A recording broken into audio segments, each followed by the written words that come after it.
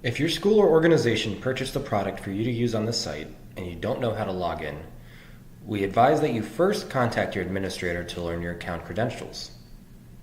If your school uses a learning management system, then you can log in by clicking Account Sign In and clicking on the LMS that you use. A window will pop up asking you to authenticate using your LMS credentials. You should be logged in once this is done.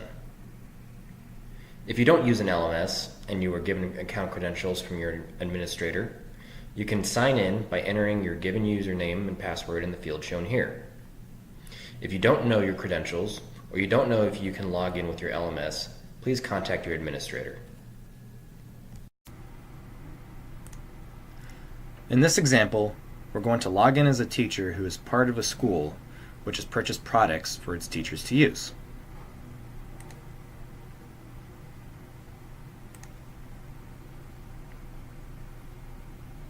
Once you're signed in, access My Organization.